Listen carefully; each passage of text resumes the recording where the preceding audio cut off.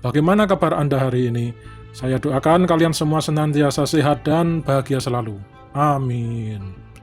Oke sobat, kali ini saya akan bercerita sebuah film yang berjudul Kapten Phillips yang rilis pada tahun 2013. Film ini berdasarkan kisah nyata tentang pembajakan kapal Mars Alabama pada tahun 2009. Selama 2 dekade terakhir, hampir 100 pembajakan telah terjadi di perairan komersial di lepas pantai Somalia. Para perompak telah meraup lebih dari 1 miliar US dollar dalam bentuk uang tebusan dan puluhan awak kapal kargo yang telah tewas. Sebagian besar perompak ini adalah nelayan miskin yang tidak dapat lagi melakukan pekerjaan yang telah dilakukan oleh keluarga mereka selama beberapa generasi, karena penangkapan ikan yang berlebihan oleh pihak luar. Selain itu juga masih maraknya tekanan dari kelompok bersenjata. Selamat datang di channel Nagih Hiu. Mohon dukungannya untuk like, subscribe, dan aktifkan tombol notifikasinya. Film dibuka dengan laki-laki bernama Richard Phillips atau Kapten Phillips, yang bersiap meninggalkan rumahnya di Vermont, Amerika, menuju Oman di Afrika, di mana ia akan memimpin kapal Mars Alabama. Mars Alabama sendiri akan memulai pelayaran dari Oman menuju Kenya. Ia berkemas dan diantar istrinya menuju bandara. Dalam percakapannya, Kapten Phillips merasa perjalanan kali ini sangat menegangkan, mengingat bahaya yang ada di wilayah yang akan dia tuju. Tapi tidak ada pilihan karena itu memang sudah menjadi tugasnya. Selain itu, Phillips juga mengkhawatirkan masa depan putranya, di mana banyak lapangan pekerjaan yang sudah sangat terbatas. Sesampainya di bandara, dia pun berpamitan dengan istrinya. Di tempat lain di Somalia, Musa, seorang mantan nelayan yang kini menjadi perompak, berjalan menuju pantai di mana ia dikirim oleh bosnya untuk memilih 3 orang untuk menemaninya dalam sebuah misi mencari dan membajak sebuah kapal kargo. Musa pun memilih beberapa orang untuk menjadi awak kapalnya, yaitu Bilal, Elmi, dan Naji. Setelah melakukan banyak persiapan, mereka pun segera berangkat.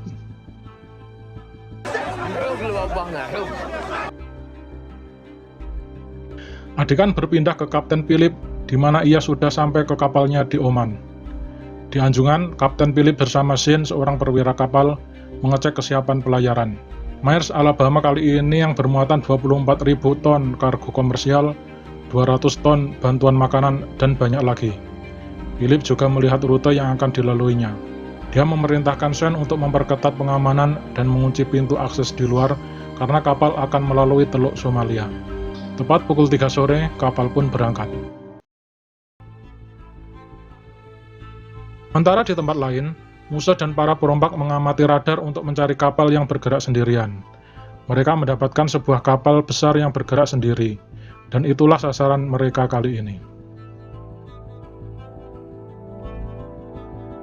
Di pagi harinya, Kapten Phillips menjalankan rutinitasnya.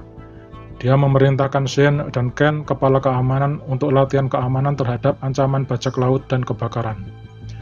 Semua kru pun segera melakukan latihan tersebut. Kemudian melalui radar, Phillips melihat 2 kapal kecil mencurigakan mendekat. Yang tidak lain mereka adalah kelompok Musa dan 1 kelompok lagi yang kita sebut saja dengan Paijo. Phillips memerintahkan kru untuk evakuasi dan bersiap untuk keadaan darurat. Phillips juga melakukan panggilan darurat, tapi belum ada jawaban. Dengan menggunakan teropong, Phillips tahu yang mendekati mereka adalah para perompak. Mereka menggunakan 2 speedboat dan bersenjatakan AK. Karena jarak perompak semakin dekat, dengan cerdiknya Kapten melakukan panggilan darurat tipuan, seolah dia mengontak jet tempur untuk meminta melakukan serangan udara. Mendengar akan ada serangan udara, si Paijo pun gentar dan segera melarikan diri. Sementara Musa masih bertekad untuk terus mengejar kapal Alabama. Karena Musa mengejar Alabama dari belakang, speedboatnya menjadi terombang-ambing terkena ombak dari Alabama, dan akhirnya mesin kapalnya pun rusak.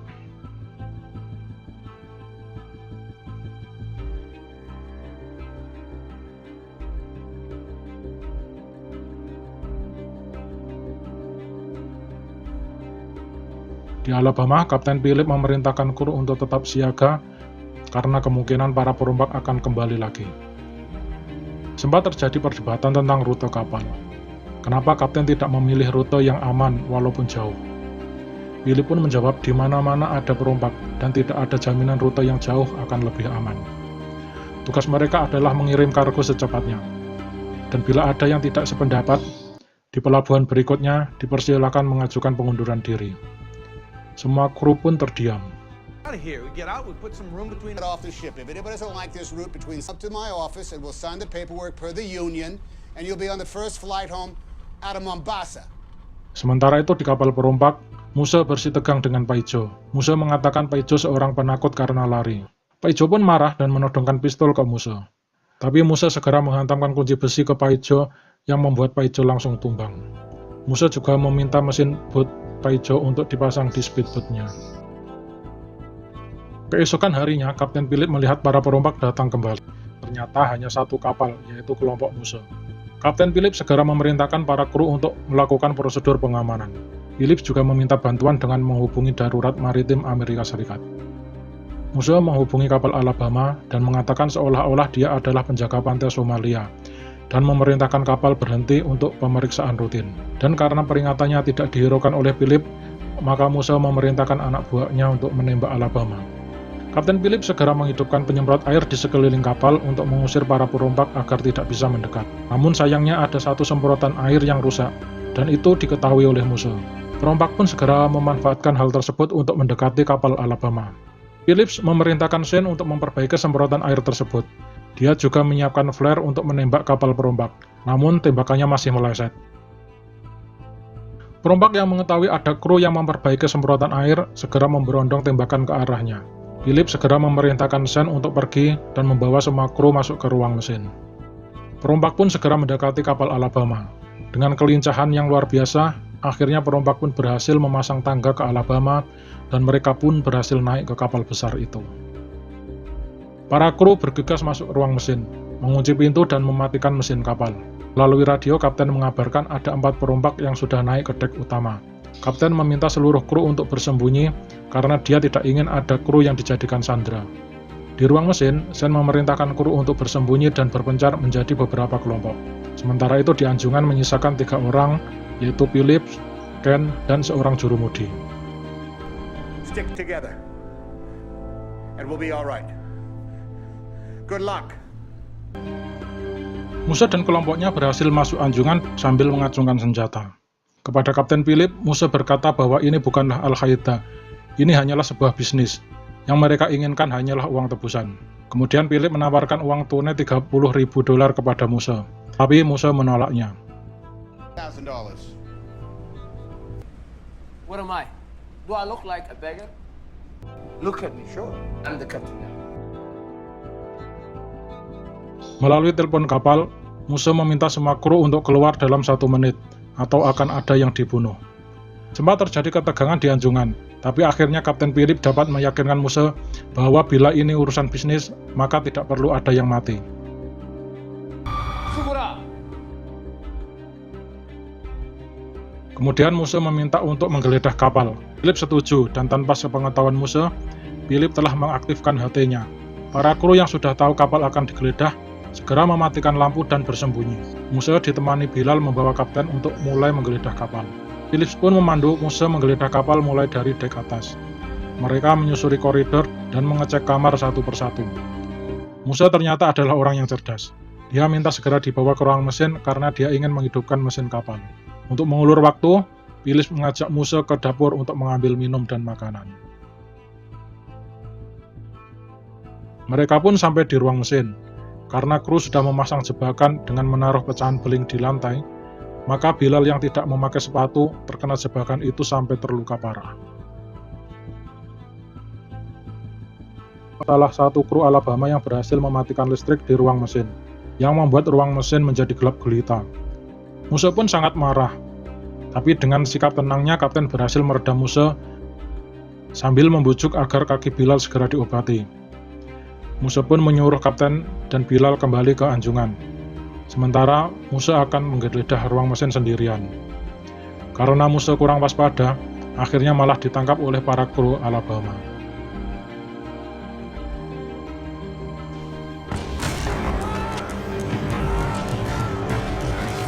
Kru Alabama segera melakukan kontak dengan perompak di anjungan untuk melakukan pertukaran dan membebaskan Kapten Phillips.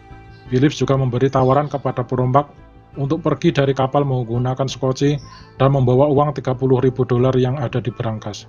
Musuh pun sepakat. You could take off our stern, and you could go with the $30,000 we have in the safe, and you could get off this ship.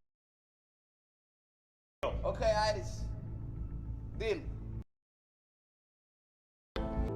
Perompak pun mulai memasuki sekoci. Mereka meminta Philip ikut masuk sampai musuh dilepaskan. Tanpa dinyana-nyana, dengan liciknya perompak memukul Philip yang masih ada di dalam dan segera meluncurkan sekoci. Perompak pun membawa Philip sebagai sandera untuk ditukar dengan uang tebusan. Sementara itu, di kapal perang Amerika USS Bainbridge, komandan mendapatkan perintah untuk menghadang perompak tersebut. Kapal perang pun segera meluncur ke lokasi. Mereka juga mengirim drone untuk mengawasi perompak. Kapal Alabama sendiri terus mengikuti sekoci perompak agar tidak kehilangan jejak sampai angkatan laut datang.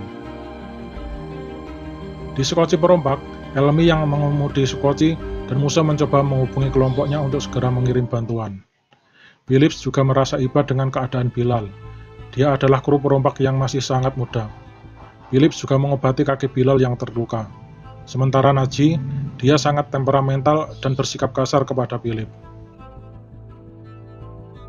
Sementara itu, pihak Amerika menambah kekuatan dengan mengirim 2 kapal perang, yaitu USS Boxer dan USS Halliburton, serta tim SEAL.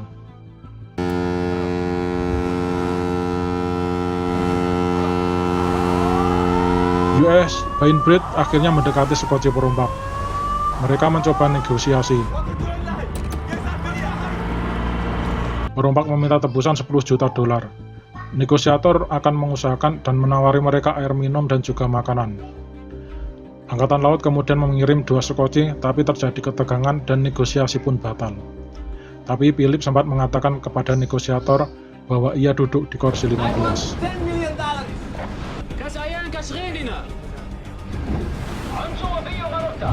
I received 15! You understand? Jam terus berlalu sampai malam pun tiba. Phillips yang melihat Bilal keluar sekoci kemudian meminta izin untuk kencing. Dan dengan tiba-tiba, Philip mendorong Bilal ke laut, selanjutnya dia juga melompat ke laut untuk melarikan diri. Melihat itu, musuh pun segera memutar sekoci, dan akhirnya Philip bisa ditangkap kembali. Sementara itu, tim SEAL sudah sampai di USS Bainbridge. Di dalam sekoci keadaan sangat kacau. Karena sangat tertekan, mereka mengancam akan membunuh Philip. Kemudian negosiator menghubungi musuh dan mengatakan bahwa uangnya sudah siap. Mereka sudah menghubungi para tetua suku yang saat ini dalam perjalanan ke kapal angkatan laut untuk bernegosiasi. Karena bahan bakar sekoci yang sudah habis, negosiator menawarkan agar sekoci diderek ke tempat pertukaran. Mereka juga meminta seseorang untuk ikut bernegosiasi di kapal. Musuh pun menyetujuinya, dan dia sendiri yang akan pergi ke kapal. Di USS Bainbridge, tim SEAL mengambil alih komando dan bersiap untuk melakukan penyerangan. Kemudian Angkatan Laut mendekati sekoci dan mengikat sekoci untuk diderek. Diam-diam mereka juga memasang penyadap di lambung sekoci. Para tentara juga membawakan baju untuk Philip dan meminta Philip untuk duduk di tempatnya semula. Musuh pun dibawa ke kapal untuk bernegosiasi. Musuh yang telah sampai di kapal Angkatan Laut kemudian ditenangkan karena para tetua dalam perjalanan ke sini. Where are the elders? The elders will be here soon. Relax. We're gonna take care of you.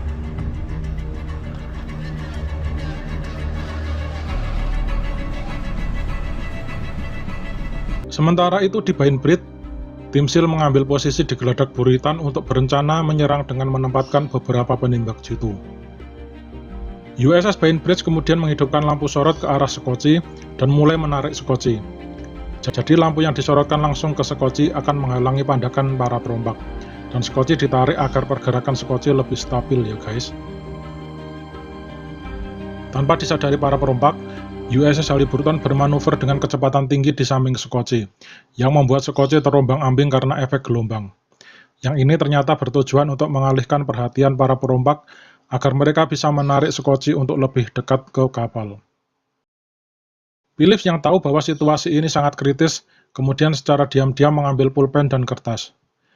Philips yang sangat tertekan kemudian menulis sebuah pesan untuk keluarganya.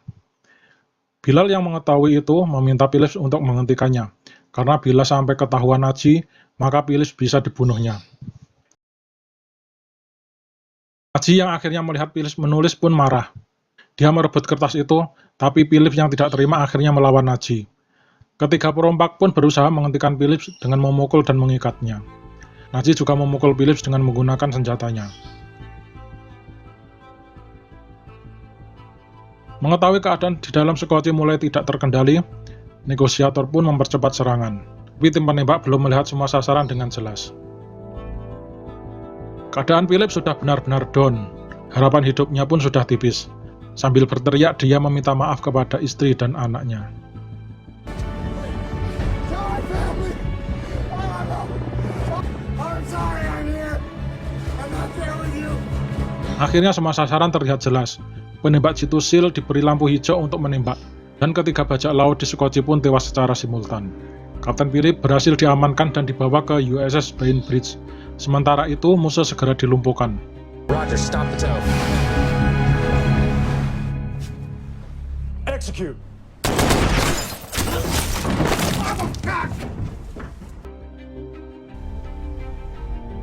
I'm not going to read your rights. You have the right to remain. Philips yang masih merasa terguncang kemudian dibawa untuk perawatan medis. Philips mengalami guncangan berat, tampak bingung dan emosional.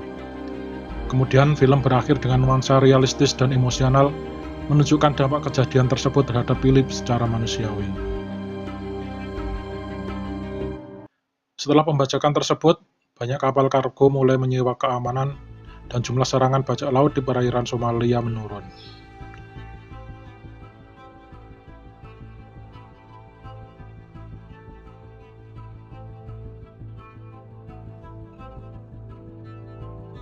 Terima kasih ya guys, sampai jumpa di lain cerita.